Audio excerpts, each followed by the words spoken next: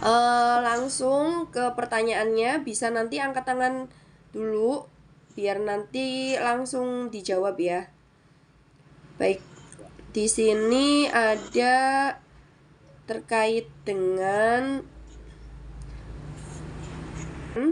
tipe dari gaya hidup orang yang menurut Adler. Dulu siapa? Oke, Ismail, silahkan. Ya, Bu.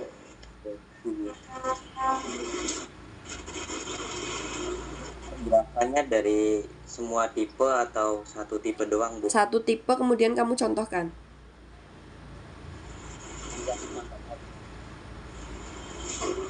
Ya, silahkan.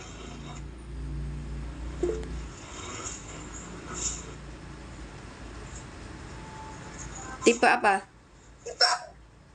Tipe ketergantungan. Hmm? Ini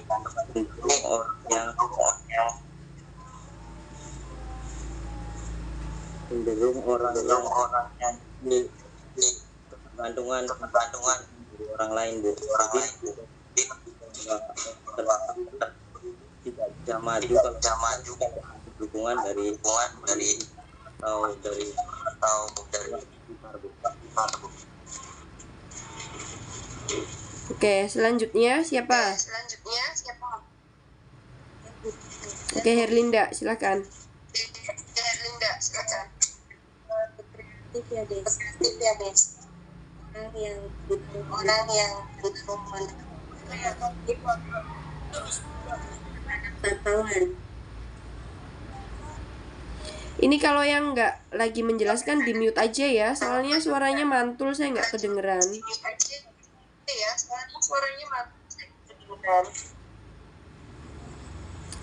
Diulangi Herlinda sama contohnya.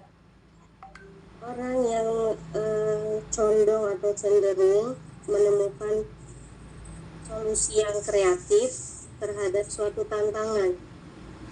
Oke, tadi Ismail belum sama contohnya, Ismail.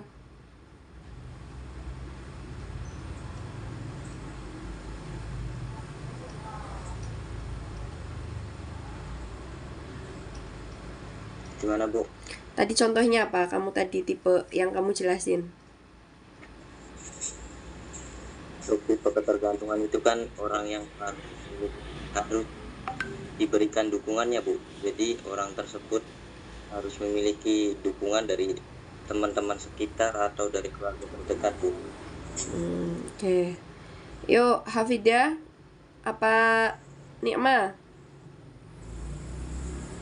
Hafida itu Ya, silahkan. tipe isolasi, yaitu seseorang yang merasa dirinya terisolasi atau terpisah dari yang lain. Jadi kayak dia tuh ngerasa dia tuh sendiri, kayak ngerasanya sendirian terus karena ngerasa terpisah dari orang lain. Oke. Nikma. Kok malah ngilang? Ibu sebentar dulu.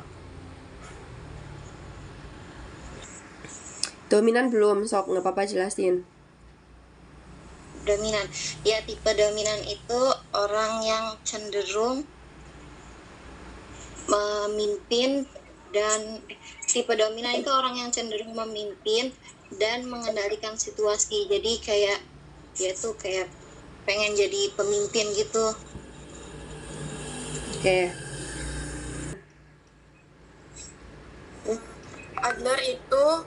Adler lahir pada tanggal 7 Februari tahun 1870. Beliau anak ketiga dari seorang pengusaha dan memiliki seorang istri yang bernama Raisa dan dikaruniai 5 orang anak. Pada saat kecil,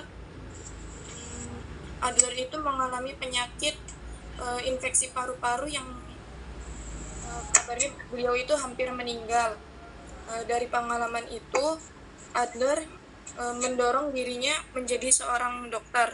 Namun kemudian Adler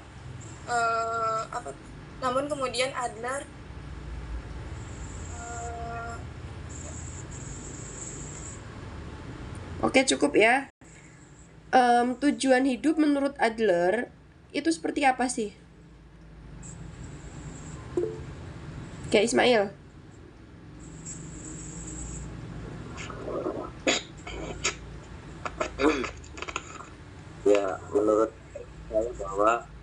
manusia itu harus mempunyai tujuan, Bu. Jadi Adler itu Adler itu percaya bahwa manusia mempunyai tujuan hidup yang mendasari perilakunya, yang mana dengan adanya perkataan Adler ini bisa menjadi motivasi untuk mencapai kesuksesan, kekuasaan, dan kebahagiaan, Bu.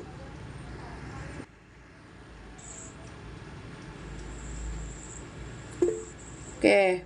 Nikma, silakan Ismail sama Hafido cukup ya. Silakan boleh live Google Meet-nya. Ya. Inferioritas itu pengalaman yang kalau inferiority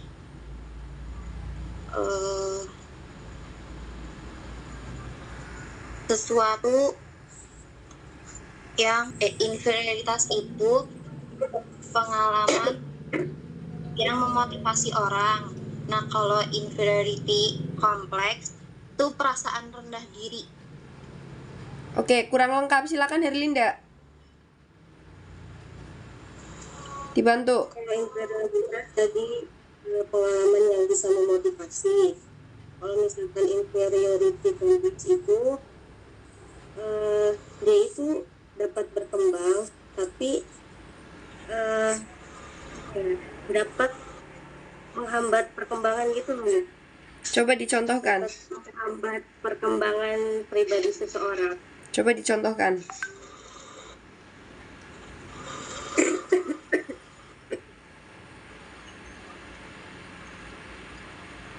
Coba Nikma dicontohkan, Nikma.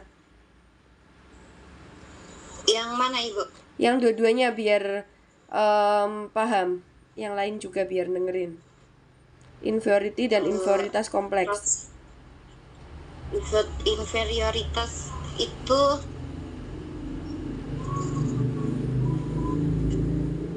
kayak contohnya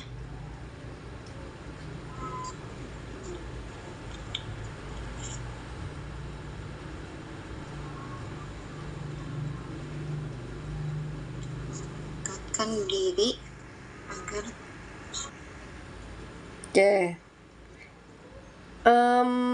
Nikma cukup ya, silakan live. Tinggal Herlinda. Herlinda, apa yang dimaksud dengan kekuasaan atau nilai sosial menurut Adler? Apa, Miss?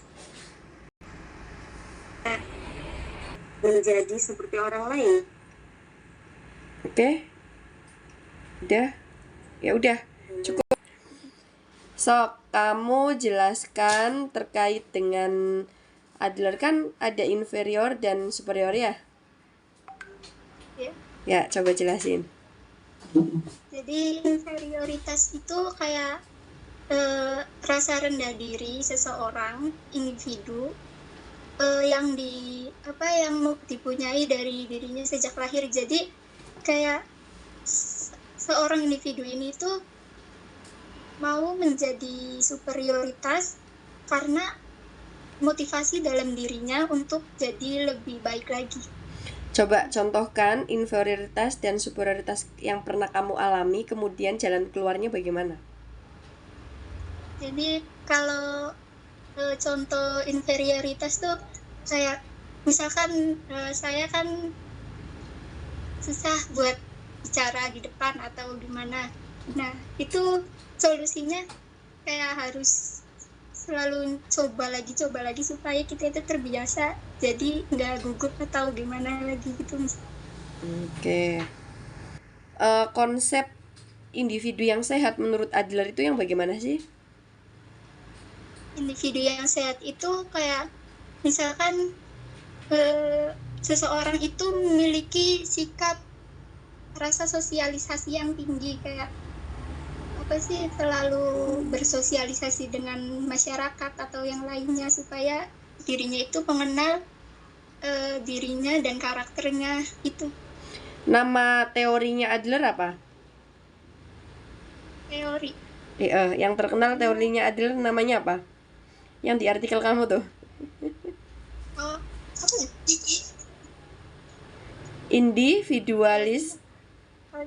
Individualis. Ya, jadi maksud individualisme itu maksudnya manusia itu memang makhluk individual. Jadi dia meskipun individu di sini maksudnya bukan independen ya, tapi dia tidak lepas dari bantuan orang lain gitu.